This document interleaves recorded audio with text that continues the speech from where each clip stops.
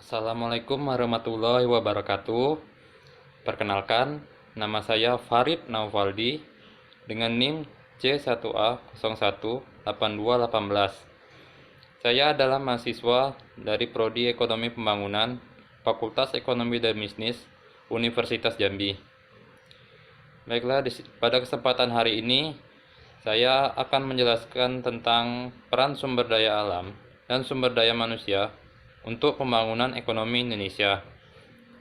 Tujuan saya membuat video ini adalah untuk pemenuhan tugas ujian tengah semester mata kuliah Ekonomi Sumber Daya Alam dengan dosen pengampu Bapak Jaya Kusuma Edi, SE, MSI.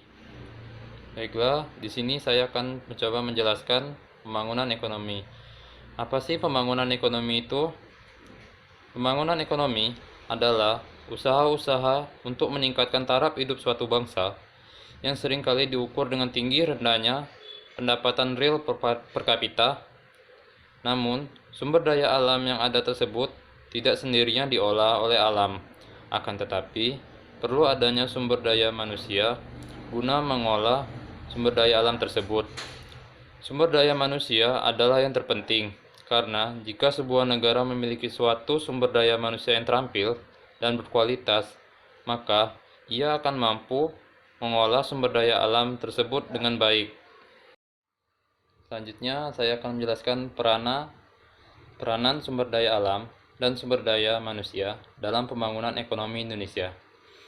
Sumber daya alam dan sumber daya alam manusia adalah salah satu faktor penting untuk menentukan keberhasilan pembangunan ekonomi suatu negara.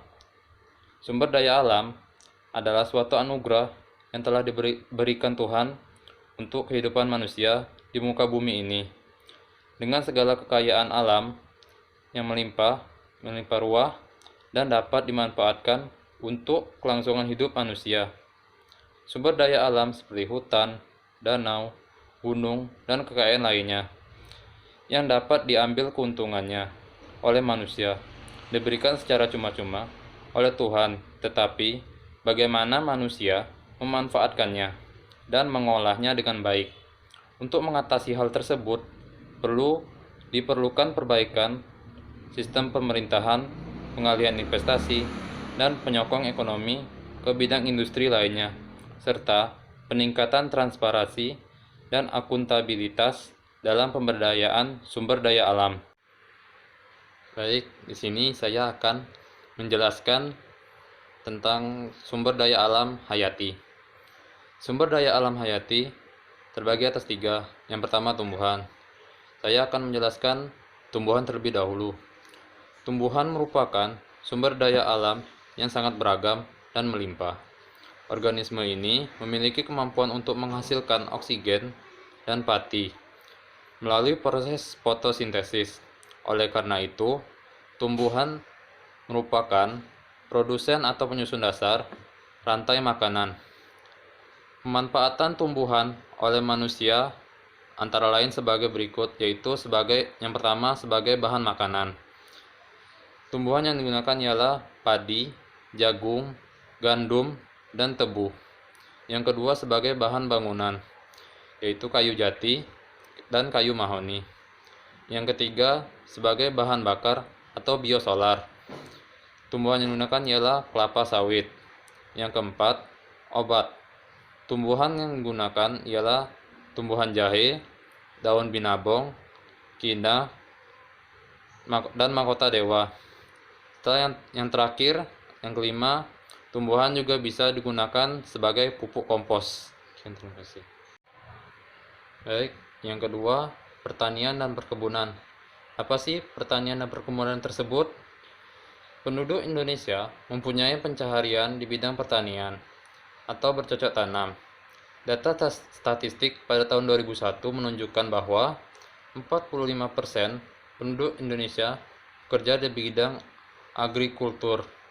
Hal ini didasarkan pada kenyataan bahwa negara ini memiliki lahan seluas lebih dari 31 juta hektar yang telah siap tanam, di mana sebagian besar lahan tersebut dapat ditemukan di Pulau Jawa. Baik, yang ketiga yaitu hewan, peternakan, dan perikanan. Apa sih hewan, peternakan, dan perikanan tersebut? Sumber daya alam hewan dapat berupa hewan liar maupun hewan yang sudah dibudidayakan.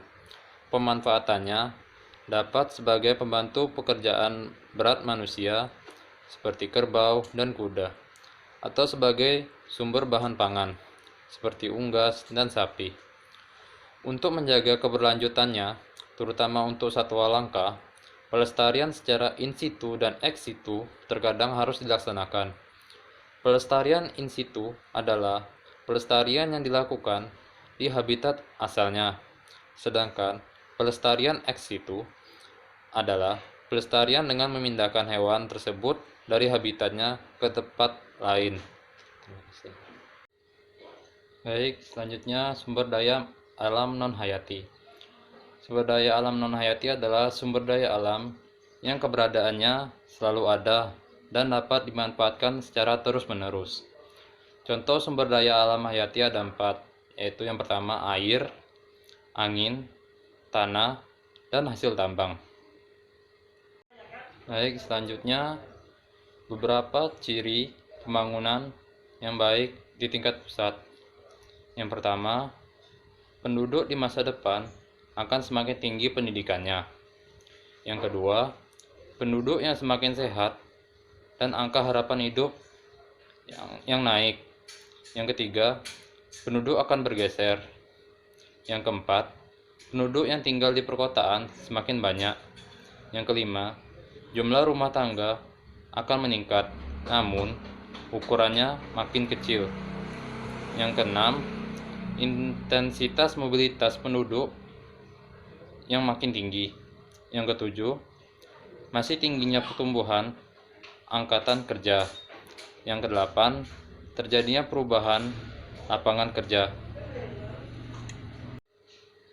Baik, selanjutnya ialah masalah-masalah yang timbul dalam sumber daya manusia. Yang pertama, kurangnya sumber daya manusia yang berkualitas. Yang kedua, kurangnya keterampilan sumber daya manusia. Yang ketiga, kurangnya keahlian sumber daya manusia. Yang keempat, keterbatasan penyediaan kesempatan kerja. Yang kelima, rendahnya tingkat pendapatan per kapita sumber daya manusia. Yang keenam, kurangnya pengetahuan teknologi baru yang digunakan. Yang ketujuh, rendahnya produktivitas tenaga kerja. Yang kedelapan, rendahnya mutu hasil pendidikan. Yang kesembilan, tingginya pertumbuhan penduduk. Yang kesepuluh atau yang terakhir, tingginya tingkat kemiskinan. Apa saja tantangan pembangunan ekonomi? Tantangan ekonomi menurut saya sangatlah banyak. Tetapi menurut saya yang saya jelaskan ini adalah tantangan ekonomi yang semakin membuat pembangunan ekonomi menjadi melambat. Yang pertama, pertumbuhan ekonomi Indonesia. Pertumbuhan ekonomi Indonesia diprediksi melambat. Hal ini dikarenakan dampak ketidakpastian serta perlambatan ekonomi global yang diprediksi masih akan terjadi tahun ini. Yang kedua, pertumbuhan kredit masih akan melambat. Penyaluran kredit perbankan hingga tahun 2021 diyakini masih akan mengalami perlambatan. Pasalnya, kondisi permintaan kredit tahun ini juga masih dibayangi oleh ketidakpastian ekonomi global. Yang ketiga, defisit neraca perdagangan. Tekanan dari atas kinerja perdagangan Indonesia diperkirakan belum akan mereda seiring masih terjadinya. Baik, sekian dari penyampaian materi tentang peran sumber daya alam dan sumber daya manusia untuk pembangunan ekonomi di Indonesia. Saya mohon maaf bila ada salah kata pada saat penjelasan materi tadi. Semoga materi yang dijelaskan bisa diterima dengan baik. Saya akhiri. Wabillahi taufiq wal hidayah. Wassalamualaikum warahmatullahi wabarakatuh.